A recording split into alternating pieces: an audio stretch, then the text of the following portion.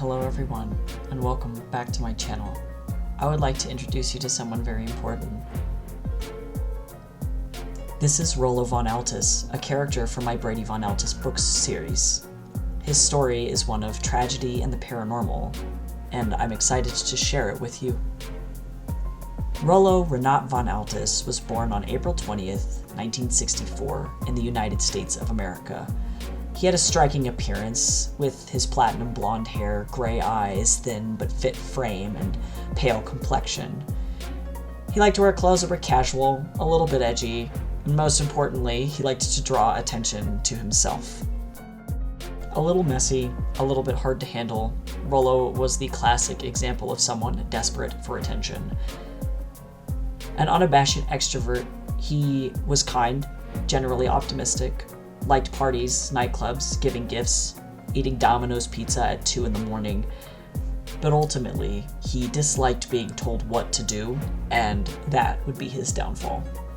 Rolo had met a tragic end in 1991, just before the USSR broke up. He had ended up in the USSR in the 80s after getting swept into the Russian mob during a foreign exchange program, and had chosen to stay. Unfortunately, the mob decided they had no use for him anymore, and he was executed by getting run over by a train. But instead of going into the afterlife, Rolo awoke back in his childhood home in Maple Hills, Vermont, and didn't know why. It turned out that his mother, a powerful Ukrainian fairy, Abigail, had cursed him.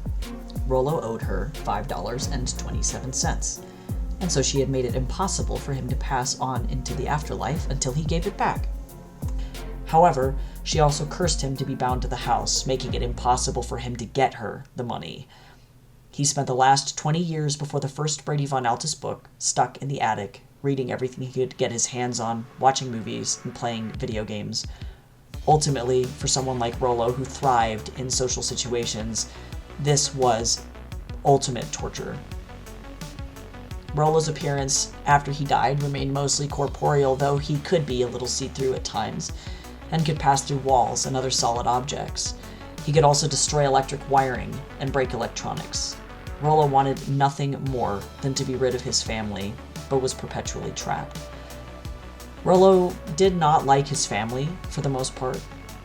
He had a terrible relationship with his mother, feeling she mistreated him and didn't help him succeed in life. He also had a bad relationship with his older sister Liz, because she always nagged him. She thought he was irresponsible and always up to no good, so he intentionally pranks her and makes her life miserable. He would never physically harm her, but sometimes his pranks did more damage than he intended. The only sibling he really liked was his brother Boris, who was a fairy himself, a bar guest.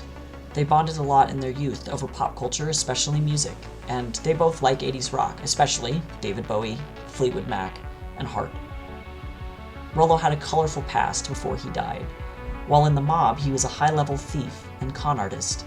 He began by stealing money from ATMs and pulling other scams to con government officials and other wealthy autocrats out of money for the mob. Despite being terrified at first, Rolo ended up finding a second family in the mob. Things were complicated. Nothing really made any sense, and somehow they treated him better than his own family had, save for Boris at home.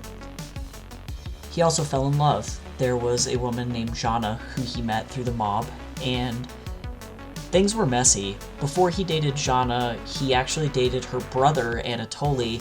They had a horrendous breakup, and Rolo, being an absolute jerk, decided to rebound and date Anatoly's sister instead.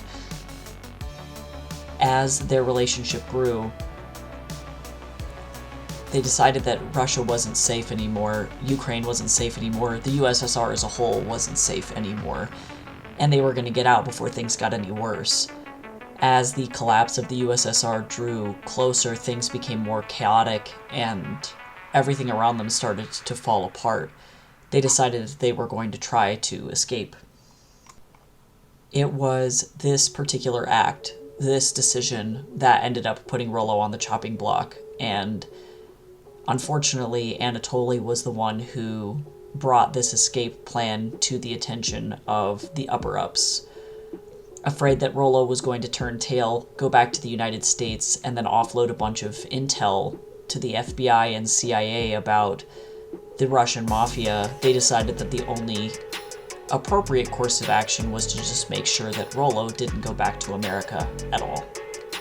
Rolo really has two distinctive features. The first being his obnoxious chevron mustache that he never got rid of, even though the 80s are long gone.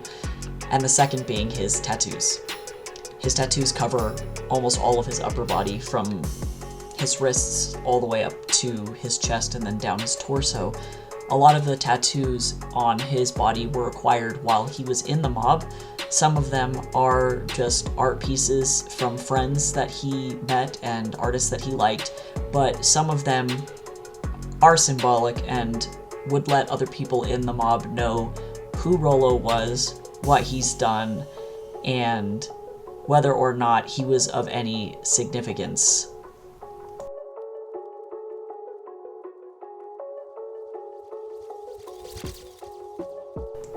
At the beginning of Braidy von Althuis and the Pesky Pest Controller, Rolo wants nothing more than to be rid of his family, to be free of the house, but he doesn't necessarily want to pass on into the afterlife, which makes things incredibly tricky for him. The entire family feels as though the house is a powder keg, and he often is the one to light the fuse. Even though he definitely gets in over his head in a lot of instances and causes way more trouble than he probably needs to, at the very least, Rolo is a couple of things. He's incredibly loyal, and he is a really great listener. Truly, if there's one family member that Rolo loves, it's his nephew, Braidy. They get along famously, and Rolo sees Braidy as the family member who actually takes the time to listen to him and understand him. A lot of the other family members don't think of Rolo as someone who can handle any kind of responsibility. They see his time in the mob as a black mark on his character, and things were complicated for him in the USSR. No situation was ever black and white, and in some instances he helped the people around him, in some instances he hurt the people around him. Ultimately, it became a game of survival and making sure that he always came out on top and alive. Unfortunately, that very clearly did not work out in his favor. This reputation hangs over his head, and his sister Liz never lets him forget it. Gran constantly also badgers him about the money that she is owed, dangles freedom in front of his face, even though she has the ability to end the curse and just let him go. 2 decades is an incredibly long time to be stuck in a house with people that you don't like, and to be reminded that you have messed up royally. Over the course of the Braidy von Althuis books, a lot happens to Rolo that changes him, I think, for the better. First and foremost, he is faced with the reality that he has to make the best of his afterlife. He is responsible for owning up to the things that he did and for repairing the relationships that he broke.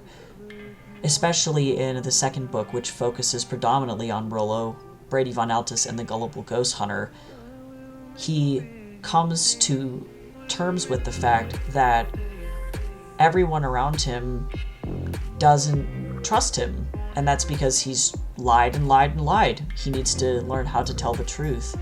And on top of it all, his past comes rushing down on him like a waterfall.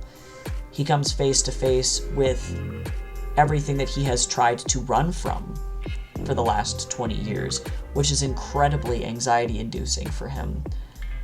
Through Braidy, he's able to learn to trust people again, and he's able to allow other people to help him when he needs help, rather than trying to handle everything on his own.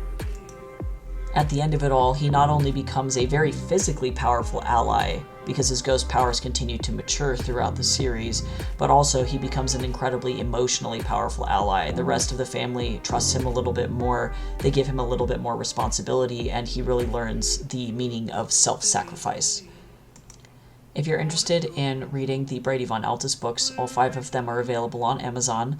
They all have won 5-star awards from readers' favorite and have all been #1 bestsellers on Amazon.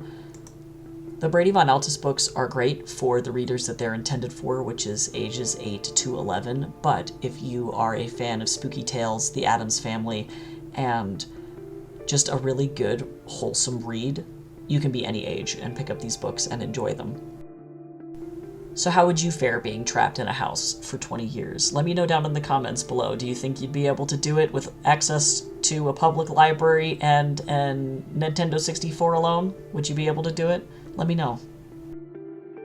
If you want to hear more stories about my original characters when I paint them, definitely hit the subscribe button, ring that bell so that you get notifications when I post new videos, and like this video so that more people can see my content.